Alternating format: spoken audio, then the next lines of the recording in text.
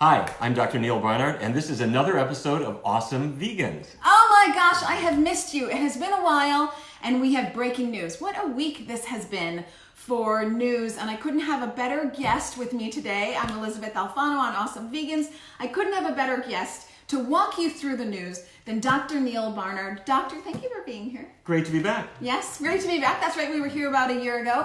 Yeah. Okay, so this was a press frenzy around meat being back on the plate. Tell us what it is. Yeah, the Annals of Internal Medicine published some studies, and what really kind of rocked the world was they had a press release that went out that was picked up by the press, who I don't think they actually read the studies, but what they did report was meat is back. You don't have to reduce red meat or even processed meat like sausage for good health.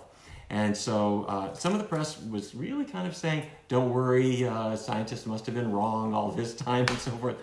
But several things came out of this. First of all, there were 6 articles published in the Annals. 4 of them were meta-analyses. It's not new research, it's taking a new look at old research.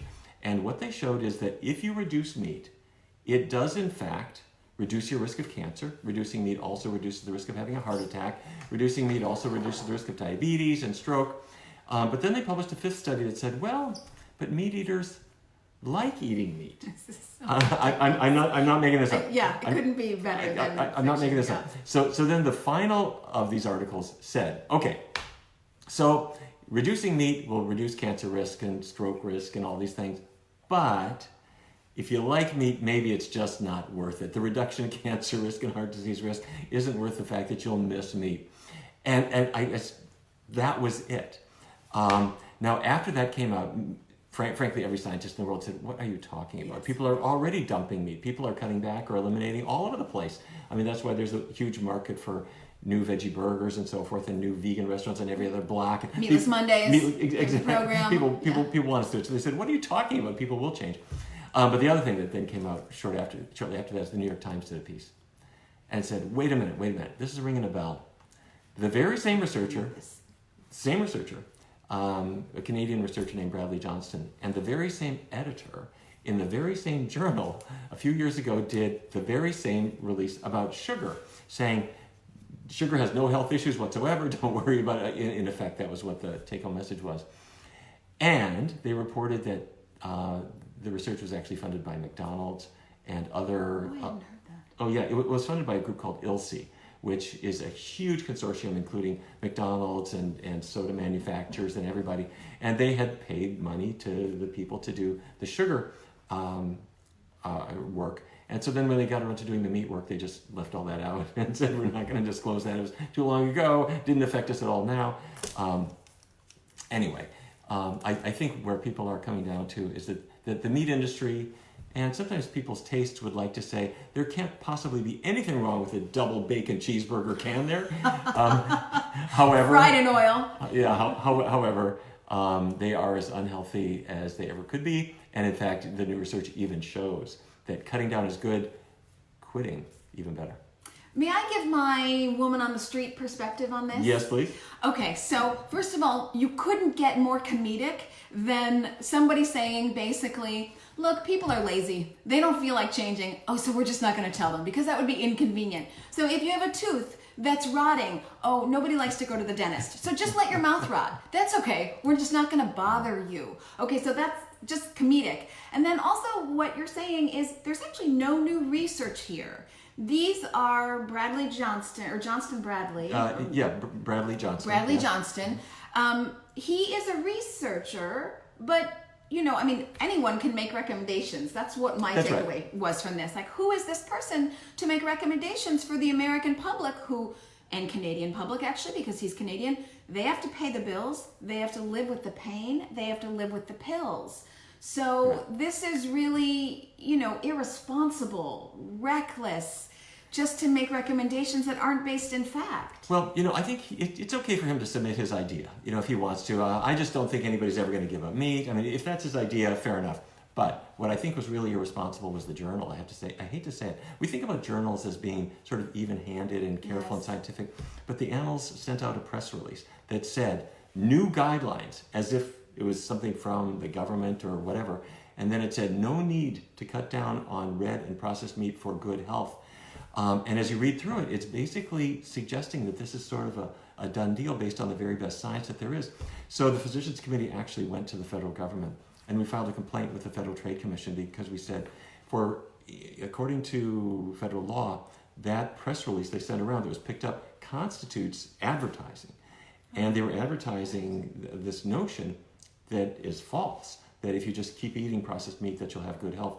And so that's been filed with the Federal Trade Commission. We'll see how far we get. Now, the FTC is not quick, but a number of years ago, the dairy industry had a series of ads. You might remember these. If you're trying to lose weight, and dairy is part of your diet, you'll lose more weight than if you are on a weight loss diet without the dairy. Well, the science behind that is not there. No, it's not there. So we went to the Federal Trade Commission at that time, and it took them 2 years. But they find that the FTC came in and said, pull the plug on those ads. That is not scientific. It's wrong. And the dairy industry dropped it. So that's where we are again. I was sort of surprised that the Journal put it out because I think it really makes them look bad. There are even some newspaper articles, certainly not the Wall Street Journal, which I was disappointed in. I thought you'd be more on top of your game, and same with the New York Times. But Reuters came out with a headline that said, meat, I'm paraphrasing, meat is back on the plate. This I'm not paraphrasing. If you choose to believe the study. Right. So even Reuters in the headlines, because anyone who chose to read what it actually said could see that it's not based in fact. So I was very surprised that the annals would do that to themselves. I was surprised too, except for the fact that they did the very same thing about sugar. In 2016, they released it, and then it was in print the following year. And in 2014, do you remember Time magazine? They had a cover story with that big swirl of butter. Remember that on Time? And it had the headline, Eat Butter. That was based on another Annals Journal article that said saturated fat won't hurt you. You had thought that saturated fat might cause heart attacks or Alzheimer's. And that was a forced retraction after that, if I recall correctly. Is that right? They had, as soon as it was published, researchers at Harvard pointed out some serious flaws with the way they did their analysis. And they had to correct it, I think, more than once. So I don't know. Okay. Some people have suggested that journals are in competition with each other, that they want what's called an impact factor that's really high. And an impact factor has to do with how much attention people pay to what you're saying. Is this clickbait or is it something else? I'll let you decide. But from my standpoint, I was quite disappointed that they would characterize it that way. This does such a disservice to the American consumer. I mean, the poor American consumer already has so many mixed messages coming their way. If you can't rely on journals such as this for accurate information, if they're fighting for clickbait or headlines then where does one get their accurate information? Obviously the Physicians Committee for Responsible Medicine, but this is why I go back to saying it's irresponsible. Would you mind if I read a couple things from your notes? So yeah, please do. I do a lot of breaking news about plant-based studies and plant-based information and plant-based news, as we call it, celebs, everything, all over the United States on radio and TV. So I've been talking about this just like Dr. Barnard has all week.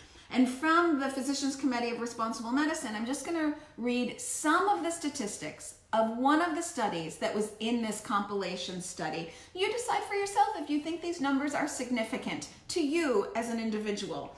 So, if you reduce meat, correct me if I've got this wrong, if you reduce meat, there's a 13% lower risk of overall cause mortality, 14% reduction in cardiovascular mortality, 14% reduction in non-fatal stroke, 24% reduction in type 2 diabetes, 59% reduction in extrahepatic cancer, if I'm pronouncing that correctly, that's it. 64% reduction in gallbladder cancer, 56% reduction in pancreatic cancer. And that's just from reducing. That's not from eliminating. That's just if you reduce your meat intake a little bit, you can expect all of those benefits.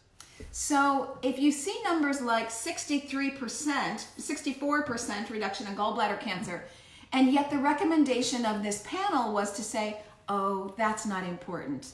Honestly, I have to say shame. Shame on them and shame for the people who printed it. My last thing I'll say, if it's okay with Dr. Barnard, I will quote one of the, so you have these studies that were compiled and then these recommendations based on the older studies. One of the authors of the studies, He did not know that they were putting these recommendations together. He was not alerted when he found out that they were putting these recommendations together that were in fact contrary to the facts of his study.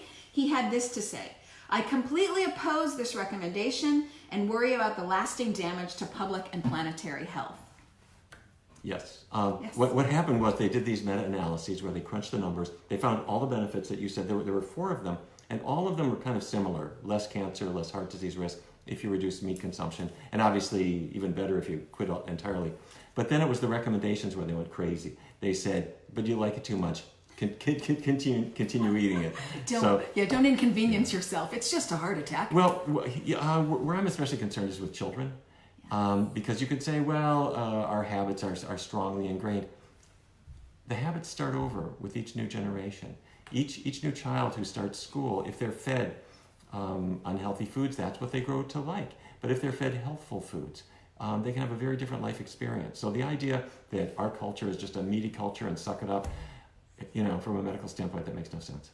No, I would say that that's ridiculous. And case in point, Forbes just came out with an article that said 63% of millennials are working in more plants into their diet because they understand the correlation of more plants, less meat is better for their health. Exactly. And that's not even Gen Z. That's millennials. Yay, millennials. So I think we've put that one to rest. But very strange week in the news. But this is going to happen again.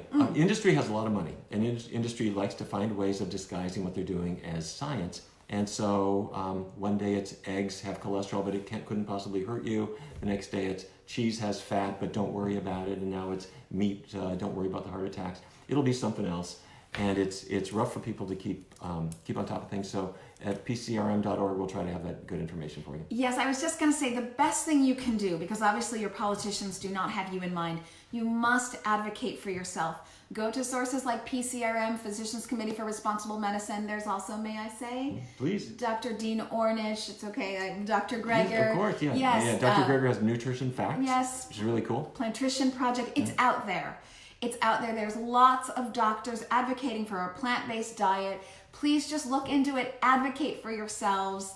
This leads us to our next topic, which is the 2020 to 2025 USDA dietary guidelines. Those also may not have you in mind when they come out very soon. Let's talk about that. Yeah, every 5 years the government rethinks the guidelines. And this is really important. It sounds sterile, but it's actually what every kid in every school is going to be eating. Huge.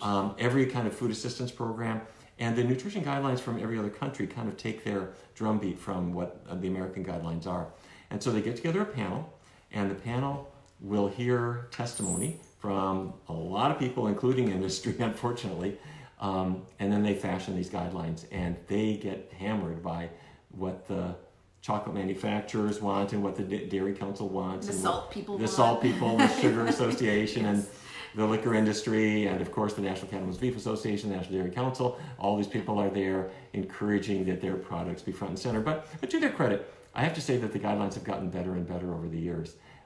There are some kind of gaffes here and there, but for the most part, they've been bringing science to bear, and they've been promoting more plant-based diets pretty consistently. Yes, with that in mind, just one little last note from our last conversation.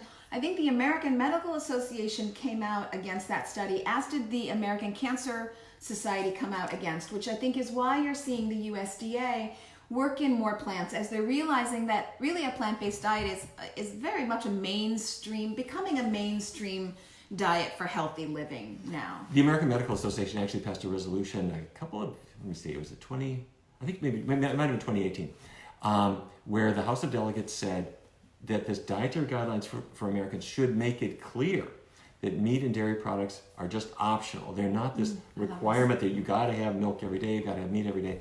They want to make it clear that if you want it, that's up to you, but this is strictly an option.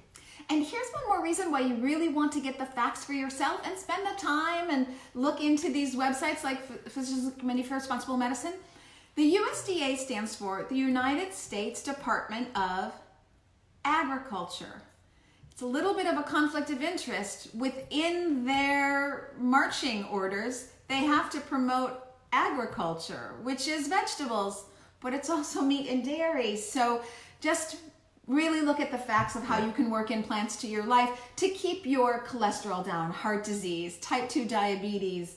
these things that are very expensive and very painful to live with. Well, in the year 2000, when the guidelines were being revised, we used the Freedom of Information Act to get the CVs of every member of the Dietary Guidelines Advisory Committee. And 6 of the 11 members had industry ties. I'm talking about financial ties, especially dairy, but some of the others. So we sued them. We sued the federal government, and we quickly won the lawsuit. And basically the court ruled that there are laws about how committees like this have to work, and they have to have balance. So you could have a dairy person on, you could have a meat person on if you wanted to, but they can't dominate the committee. Secondly, what they're looking at has to be transparently made available. It's not like we just came up with what the guidelines are. What's the evidence? And the court ruled the government didn't do that.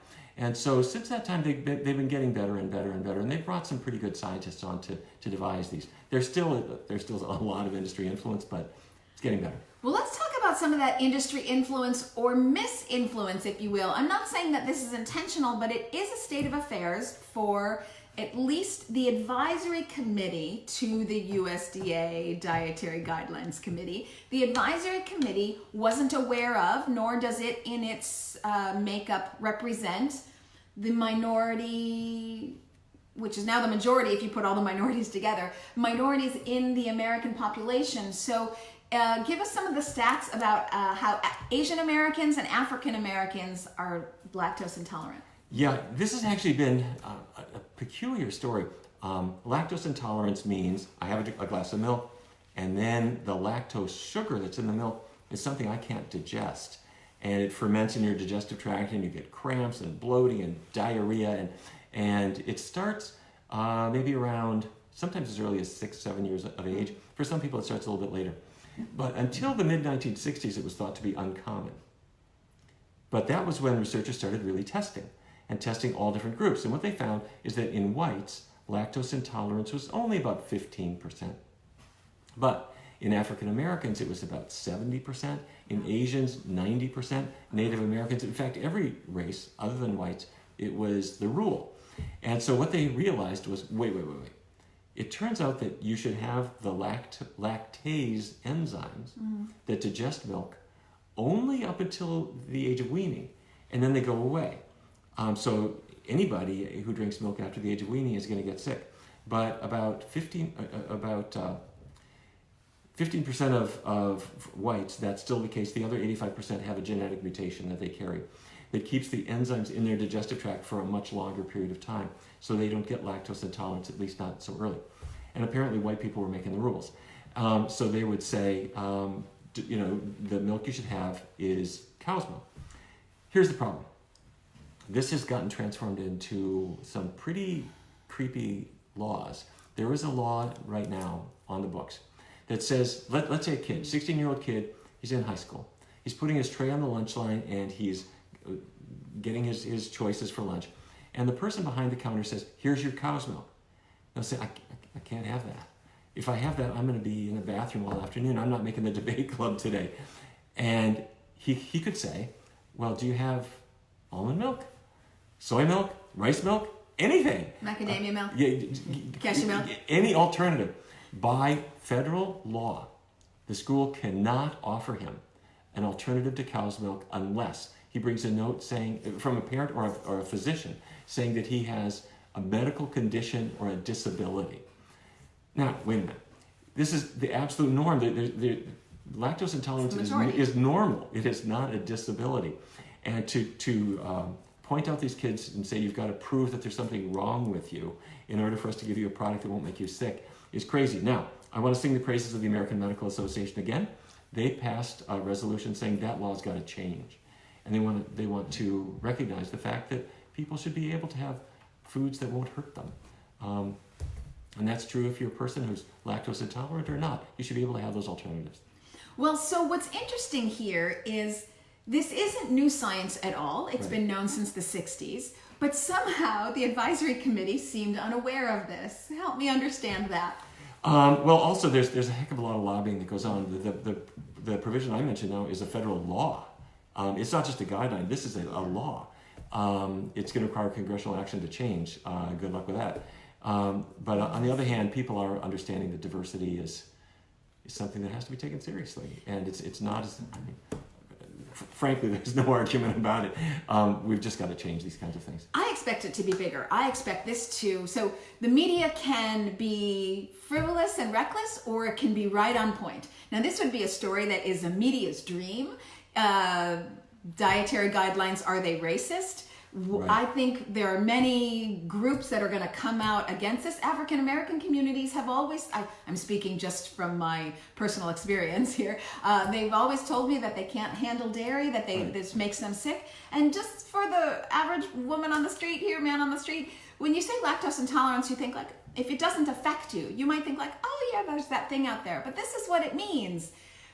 Your nose is running. You often have trouble, not really breathing, but it's just, everything's labored, like you said, your stomach. I mean, these are things that really kind of stop your quality of life. Well, here's what really concerns me the most. Let's say you're acceding to these rules. Okay, I'll just drink your darn milk. And they're pushing it on people. The group, researchers at Harvard looked at what are the causes of prostate cancer, which is an extremely common form of cancer in men. And dairy milk rose quickly up in the scientific data to be a major contributor. In the one Harvard study, the increased risk for big milk drinkers was 34% higher risk of prostate cancer compared to those men who tended to avoid milk. They did a follow-up study and found an even higher risk for men who tended to drink milk. And what we think is happening is that when the men drink milk, their bodies make more of something called IGF-1, insulin-like growth factor, that stimulates cancer growth. There are other reasons too. But here's the point. The group that is at the highest risk of prostate cancer is African American men. Why would you ever say, well, for an African American man, lactose intolerance is working for him? It's a good thing. It means I'm not going to drink milk. Yes, right. And my body will thrive because of it. My body will thrive as a result of it. If you decide, no, let's defeat that, you drink milk anyway, give it to your kids, you're setting up the risk for all the things that milk causes, including prostate cancer. I just hear lawsuit. I mean, you know, if you've been a person who's been heavily marketed to something that is known to make you sick and they market it to you anyway, we are just going to see where this goes, people. But I expect this to be a media frenzy coming within the months. And I want to thank Physicians Committee for Responsible Medicine and Switch for Good for bringing this to the attention of the USDA Advisory Committee. You bet. But of course, it's not just in men that there is higher prostate risk of cancer. Here we are in Breast Cancer Awareness Month. There are some correlations there between dairy and breast cancer. Is that not right? There are a number of things. I have to say, the one that I'm most concerned about was a large study done here in California, where researchers looked at women who were battling breast cancer. They had already been diagnosed. They were already treated. If you're in that group, you've got one thing on your mind. Right. Is my cancer ever going to come back? What can I do to stop that from happening? And what they found was that those women who consumed the most high-fat dairy products, I'm talking about butter and cheese in particular, had a 49% increased risk of dying of their cancer compared to those cancer patients who ate those products very rarely or never.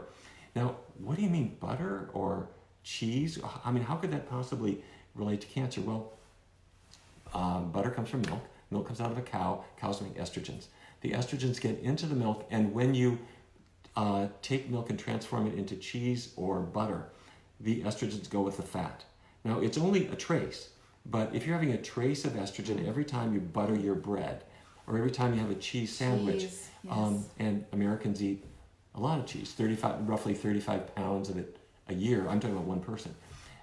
That's a significant amount of estrogens. And even if it's only traces, we have evidence that it can be harmful. So when we looked at that 49% increased risk of dying of your cancer among the big cheese and butter eaters, we think that it's because of the estrogens that they're consuming. So our message is don't eat that stuff. There's a lot of evidence that when people follow a more plant-based diet, or hopefully a completely plant-based diet, they're going to do better. Yes, this is very exciting news. All the diseases that you can reverse with a plant-based diet. So just more reason to be working in plants, and I'll do a shout out here. I do a lot of recipes. You can go to my website, elizabethalfano.com. I'm always on this channel doing cooking shows as well. And of course, Physicians Committee for Responsible Medicine, they have recipes. So hit either of us up if you're looking for a way to start working the plants in. It sounds overwhelming at first, but there's 7-day Kickstarters, 21-day Kickstarters, 14-day Kickstarters, or just some recipes from time to time if you want to start with Meatless Mondays. There's a lot of opportunities to have fun in the kitchen and bring back good health for you and your family. Okay, so if people are heading away from dairy, and they are, here's some fun stats from the Good Food Institute. Plant-based yogurt is up 55%, plant-based ice cream is up 40%, plant-based creamer is up 62%. So right now, as this recent number thrown out at a conference was that the plant-based milks are 19% of the milk industry. Used to be 13, then it was 15. The most recent stat that I've heard, haven't seen the study, but I've heard the stat at the Good Food Institute conference is 19%.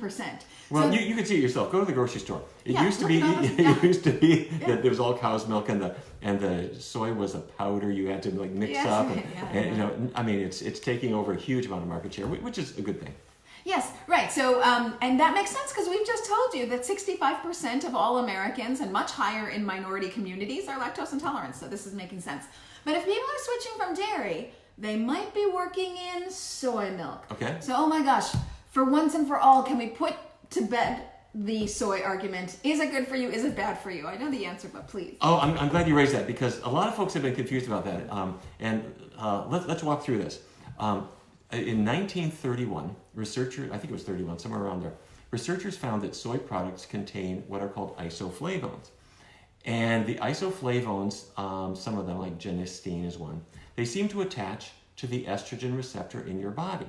So people thought, oh my goodness, what does that mean that if I consume tofu or soy milk, I'll get breast cancer? Or if I have breast cancer, will it progress? Or if I'm a man, will I get man boobs? I'm not making this up. This is what you'll read on the internet. People tell me all the time, where do you get your protein and doesn't soy give you man boobs? Right. Those are the two things. Exactly. Yeah. Okay, so it's not as if we haven't had time to look into this.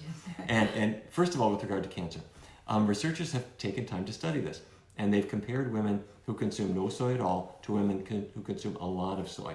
In fact, the best comparisons are in Asian women and Asian American women because some of them consume huge amounts of miso and soy, tempeh products, tofu, large amounts. Some consume none. And what you find is amazing.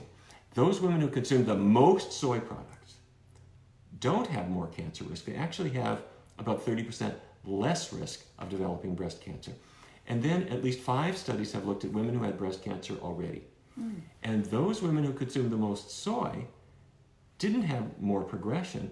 It was the opposite. They were about 30% less likely to have recurrence or to die of their cancer.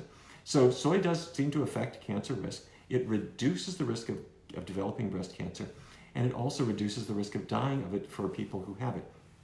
So back to the beginning. Wait a minute. If these isoflavones can attach to the estrogen receptor, what's going on? Well, think about this. In your car, you put your foot down in your car. What happens? You're going to say, my car goes? Well, wait a minute. You got more than one pedal in your car. What if your foot goes on the brake? Soy hits the brake, is what we believe, is that it actually reduces the likelihood of cancer developing and reduces the likelihood of cancer progression. Okay, man boobs? Yes, I was going to say, is this true for men as well? Yeah, man boobs, please. We have to get into it. Men can develop man boobs, but it's not from eating soy. Here's what it is. If a guy gains weight, which it can be from eating cheese and fatty stuff and meat, I don't need to tell you, the majority of American men are overweight in adulthood. Fat cells make estrogens. And so their belly fat or their fat, wherever it is, makes not something like estrogens, actual estrogens, that then can cause the man boobs, which is not just body fat there, it's actually breast tissue. That came because Hank gained weight. Okay, so here's the sound bite for, again, the person on the street. Whenever somebody asks me that, I always say, well, if you've seen any Asian men who live on soy, they don't have man boobs, and that's an entire continent. And they all are flat as can be. So yes, that doesn't make any sense. Although I have to tell you, there's a tragedy happening now, both in Asia and here, and that is Westernization. Back in the 1980s, everybody in Japan was skinny, and they were eating huge amounts of rice and soy and so forth. Meat was if used at all, it was a flavoring, little bits to And flavor. dairy to never. flavor. Dairy, yeah, basically. I mean, this was not the ice cream culture. But as the fast food chains came in, dairy became big in the not big, but bigger in the Japanese diet, and meat came in. Breast cancer rates went way up. Heart disease went way up. Diabetes went way up. There's some suggestions of Alzheimer's and even other hormonal conditions like hair loss in men where there's something changing in regard to their body chemistry. All of these things are starting to crop up in Japan, but they're frankly paralleling the same changes in China, throughout Asia, and even here. When you look at each generation is eating more cheese than the generation before it. We're getting heavy earlier. We're seeing diabetes earlier, heart disease earlier, all of these problems. So I just want to go back to a point that I said before. You must advocate for yourself. Why is dairy going to a continent where people historically have never eaten dairy and they are lactose intolerant? Because Coca-Cola has made a marketing push in Asia. It's as simple as that. The power of industry, despite your health and even intentionally perhaps contrary to your health. You must advocate for yourselves. Thank you, Internet, for making that even possible. Exactly. Okay, but you mentioned something in there, hormones. Let's get into it because I'm not sure people think about the relationship between hormones and diet, and I'd love to know more. You know, people think about food. New book, by the way, so. This is an amazing thing. People think about foods that could affect your weight or could affect your heart or affect cancer risk. But there's a whole new aspect about this, and that's how foods can affect your hormones. And this started with a phone call. I was sitting at my desk, phone rang, and it was a young woman who said, Dr. Barnard, my mom told me I had to call you. I said, what's the problem? She said, I can't get out of bed. A lot of women have menstrual cramps, but for some, they're off the scale. And for this young woman, that was her issue. She said, every month, there's one day like this where I can't function. And I said, well, how about, let me give you some painkillers for a couple of days so you can function. But as she was talking, I started thinking about the role of food. And it turns out that menstrual cramps are caused by having a little bit too much estrogen, female sex hormones, in your blood. That thickens the lining of the uterus a little too much. And at the end of the month, that lining of the uterus disintegrates and it releases maladjusted chemicals called prostaglandins that cause cramps. So I thought, okay, how can we bring down her estrogens? I said, how about this? To the caller.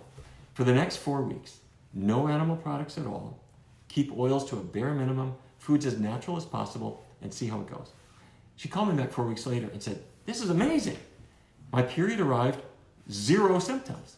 And she noticed that every month after that she was fine, except when she started to kind of go back to her previous diet, and then the pain would kick in.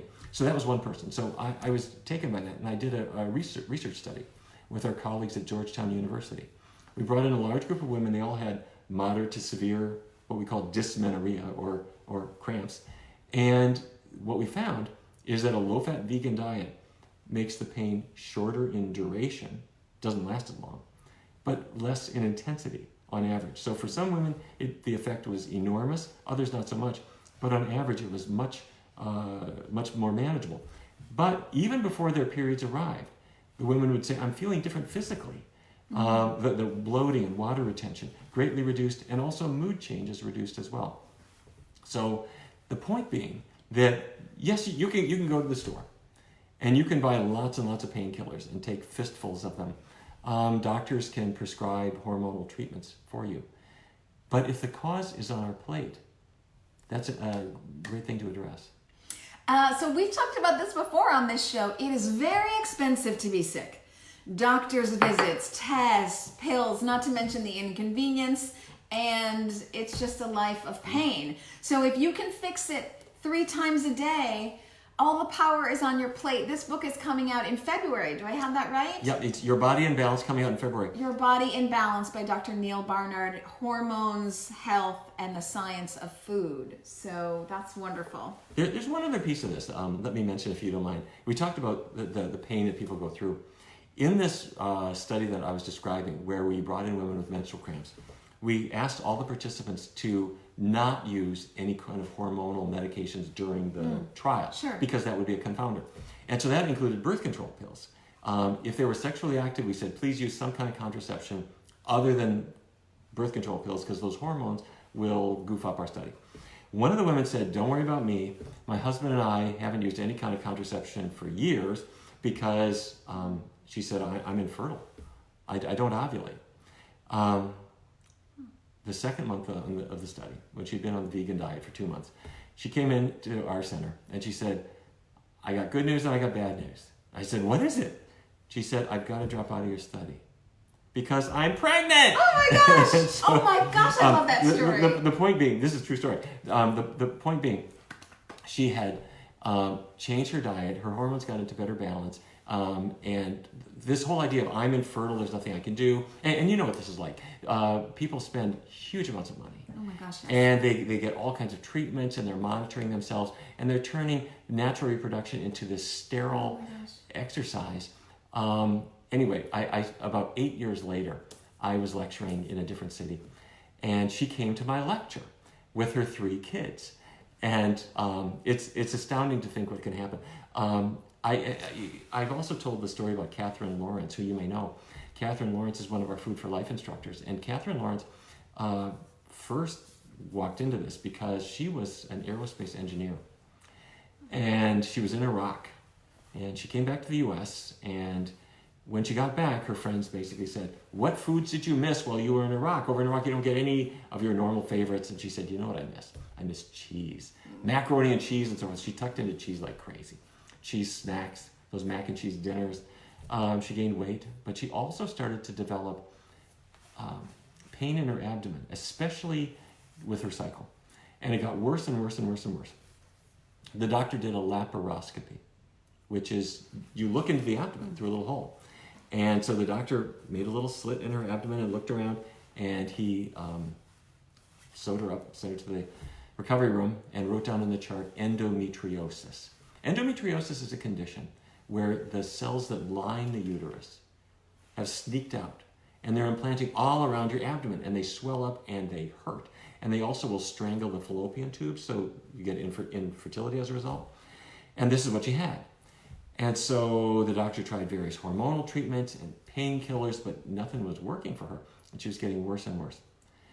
She decided, even though she and her husband hadn't started their family yet, she was going to have a hysterectomy. Oh my gosh. So they scheduled the hysterectomy. Oh my gosh. I mean, if you just take out all the organs, they don't hurt anymore. Oh my gosh. But something happened. A friend of hers said, wait, try a diet change. Because we know this from breast cancer, that breast cancer patients change their diets to tackle their hormones, and it can help. She thought, what have I got to lose? She went on a completely low-fat, vegan, no animal products diet. And she started to lose weight, and her energy got better, but also her pain started to diminish. And it went down and down and down and down and down. And so her doctor did another laparoscopy, brought her into the operating room, made a little incision, started looking around her abdomen and looking around and looking around. And then he sewed her up and sent her into the recovery room. And the doctor went out to the waiting room and said to her husband, this is amazing. Her endometriosis is effectively gone. And her husband said, I'm not surprised. She went completely vegan, low fat, really totally healthy, and she's felt dramatically better ever since. And the doctor said, no. Foods don't cause endometriosis. And there is no way that a diet change could make it go away. The only possible explanation here is this is a miracle.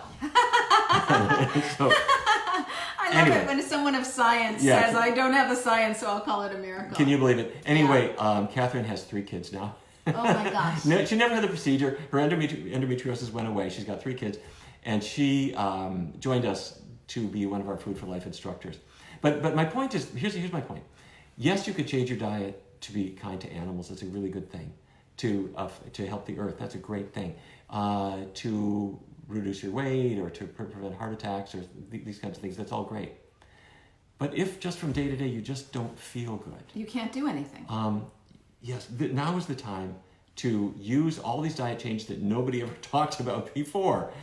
This is going beyond cutting your cholesterol and that kind of thing. It's tackling those hormones that are affecting everything from your pain to how you feel, to your fertility, to your moods, your thyroid function. All of these things are part of this spider's web of hormones where you pull on one strand, it affects everything else.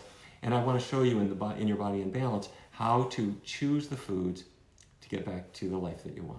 So this book, Your Body in Balance, The New Science of Food, Hormones, and Health, this is just a work in progress copy, but the real thing is going to be out February 1st. February 4th. February 4th.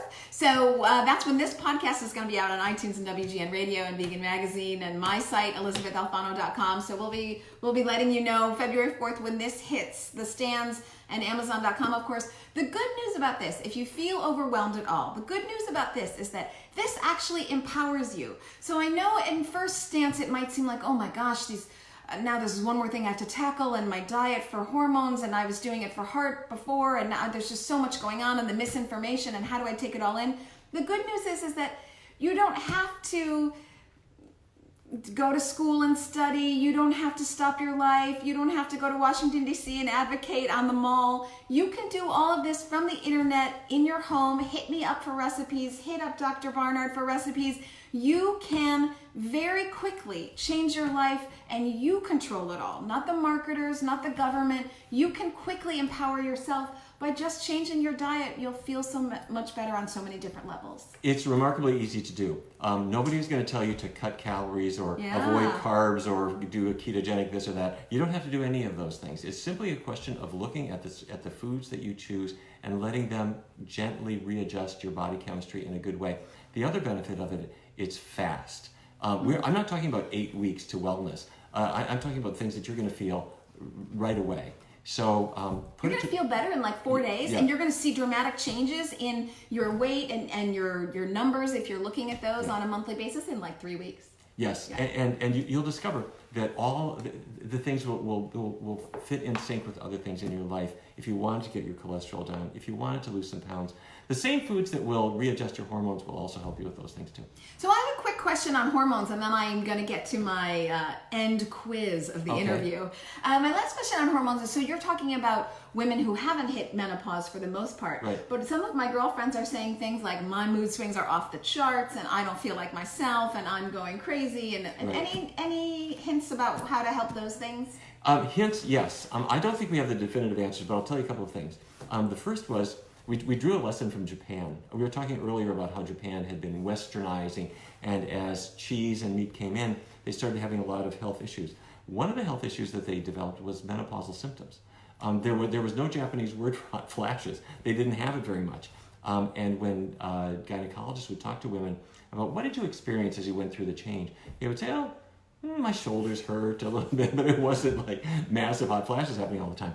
And so what we think is happening, this is a theory, but there's a lot of evidence behind it, is that when women have had a past time in their life when they were eating meat and dairy and things, their body kind of reset such that when the menopause hits, the change in hormones will hit them harder than it would have had they not had that dietary history. That's the first thing. So let me make sure I understand that. If you're eating meat and dairy, it's going to hit you harder. Is that what you're saying? That's the theory, yes. Okay, theory. Yes, but it does seem to be the case. The other thing is that researchers, I mentioned earlier about how soy having not a harmful effect, but actually a beneficial effect on hormonal changes. This doesn't affect everybody, but we found roughly about 40% or so of women discovered that if they have soy products, they can reduce their hot flashes. It has to be a fairly substantial amount of soy, but apparently it's the isoflavones that seem to have that beneficial effect in addition to a breast cancer reducing effect. So all I can say is give it a try and see what happens. A word of reassurance is that hot flashes do stop eventually. That may not sound very reassuring if you're having them right now, but this too will pass. But it does look like a healthier diet might help. It's a good idea to lace up your sneakers too. Regular exercise will help as well. Okay. Noted. Okay, I'll keep you guys posted on that as we get more and more information, and as this book comes out February 4th, Your Body in Balance, The New Science of Food, Hormones, and Health by Dr. Barnard. Okay. Wait. I gotta say one other quick thing. Go ahead. Yeah. Really quickly. I knew I had to put recipes in this book because I'm the doctor guy. Okay, but can I just say one thing before he says he's got recipes? I make a super mean lasagna. I'm just saying, no meat, no dairy. Okay, go ahead. Yeah, excellent. And so when I was putting this together, I worked with my friend Lindsay Nixon, who made a really great set of recipes for this. And she sent me the recipes. I said, wow, Lindsay, these are great. She said, wait, you don't understand. There's something else. And she told me, I've included this in Your Body in Balance. She said, you didn't know this when we started working together, but she herself had terrible cramps and a cycle that was just really punishing her. But she found that a diet change worked for her too. So I hope it works for you. Okay, awesome. I love that. Basically, it's one-stop shop. A diet change can change your entire life and save money because it's very expensive to be sick. Okay, exit interview. What's your favorite snack? My favorite, I tell you, I grew up in North Dakota. And in North Dakota, you eat roast beef or pork chops. And the only vegetable we have was green beans. And that's your favorite snack? No. What I'm saying is, that's my background. Okay. So, what I'm saying is there's certain things that I never had. And what I have become addicted to are things that I never had as a kid growing up in Fargo. And that's the two things, mangoes and papayas. Oh. I have become so completely addicted to them. And when we're off the air, I need you to tell me how to tell when a papaya is ripe, because I always get it wrong. I cut it either too soon or too late. I think I figured out the mango. But my big favorites now are mangoes and papayas, and to me, they are just candy. Yes, they are. I'm sending you to Tahiti. That's the gig for I'm there. you. Okay, what are we always going to find in your fridge?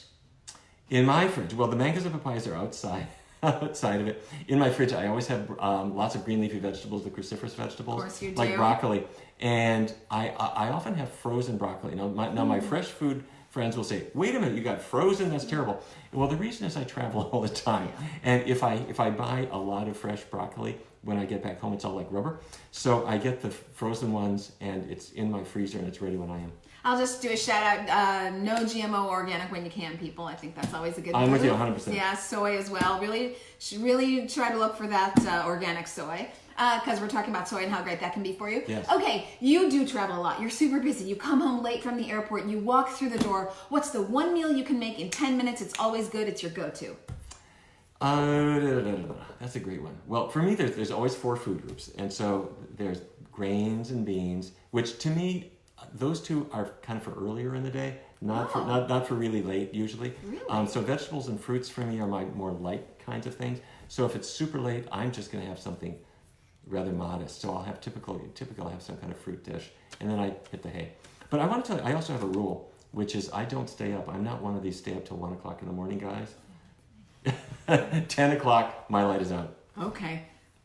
Okay, I'll try to. So my foods are light, yes, going in there before you go to sleep. Yeah, exactly. I do go to bed late, but I try to eat early. I try to go to bed sort of on an empty stomach, or at least mildly empty stomach. I don't like to go to bed with a lot of food in my stomach. Yucko. Okay, is there one phrase that you live by? So you're having a bad day, you're up against the USDA, you've been going at it with the FTC. Maybe it didn't go your way. What do you tell yourself to get you through? Oh, I don't worry about these things at all. First of all, we have to do this. I mean, let's face it. If people make healthy dietary changes, it affects you, it affects your family and your people future around you. It affects the planet that we live on. It affects all of the animals that we're sharing this with. We've got to behave decently because we want to take care of ourselves and all these other folks too. So I don't worry about these things. My feeling is we've got to just push hard and win. The stakes are too high. But if I needed to cheer myself up, I would use 2 words. We are winning. I mean, that might be 3 words. I mean, are we not winning? Years ago, if you talked about I'm following a vegan diet, people would say, "What is that?" Or they would pronounce it vegan or something like that. People have got that idea now. Everybody knows somebody who's doing it. They might be doing it themselves. You look in the stores, all the products that are out there, all the books, all the online materials. We are clearly winning this. Now, we're not winning fast enough because there are a lot of folks who still haven't got the message. So we are winning, but we got to make noise. And that's why I'm grateful to you for what you do, because you make such good healing noise to really get people pumped up and excited, and that's the coolest thing of all. Okay, well, I do have to say, I do a lot of radio and TV interviews across the nation, bringing the plant-based news. It might be celeb news, it might be health news, just whatever there is to talk about. So because of this last week of all the news that was going down on meat, a very interesting interview popped up. Usually people ask me to come on for information, but this was a shock jock kind of interview. Right. You know, a radio interview where all people do is scream and there's like bells and whistles and, you know, Halloween costumes everywhere and stuff. So this person who's meat, and cigars like in the radio station, I got him to eat a Beyond Meat sausage and he was all over it. But that just tells you when you're saying everyone's got the word, this kind of interviewer, meat all the way, he asked me to come to his studio and bring in plant-based burgers because he was going to give it a try, and we had a really good conversation about it. So you never know. It's changing. It's changing, and it's changing fast. Yes, right. Okay. So my next question for you is, what do you wish you knew 10 years ago that you know now? Wow, just about everything. I really, I'll tell you. I have to say, when I was in medical school, I honestly thought that diet changes were, you know, helpful, but not dramatic. Groundbreaking. Right? No, yeah, exactly. Not groundbreaking, not dramatic. And I really wish I had recognized the power of this before. And once you learn that power and you put it to work, you experience it in your own life, and you see this is fantastic in every possible way. And of course, with the athletes now and the Game Changers movie that's come out, which is wonderful. People are realizing that this is a way to put real serious power to work. Yes, absolutely. I think what I would say about that is that people do change. People do change. People can change. Change is possible. I'm guessing none of you took a horse and carriage today to get where you wanted to go. I'm guessing you did something like a car on a road. Those are things we all had to do, change dramatically. Our entire society, all the infrastructure had to change for that, not to mention jobs and factories and no more horse and carriage. So things do change. People do change their ways, and change is possible. Change is within your grasp, and you are empowered to do so. Okay, I think that's over and out for us. We've had a lot of information today. February 4th, people, Your Body in Balance, The New Science of Food, Hormones, and Health by Dr. Neal Barnard. And of course, just hit either of us up if you want recipes, 21-day Kickstarters. I've got meatballs, I've got chili, I've got tacos. I mean, you've got fabulous recipes, of course, salads and bowls and stuff. I've got desserts, so hit us up. We've got the recipes. You've got the knowledge now because of Dr. Barnard, and that's going to get you on your way to a beautiful Sunday. Dr. Barnard, thanks for being with me. Thank you. It's great to see you again. Yeah, always great to see you again. And everybody, thanks for being with us. Thanks, Dr. Neal Barnard is the bomb. Bye, everybody.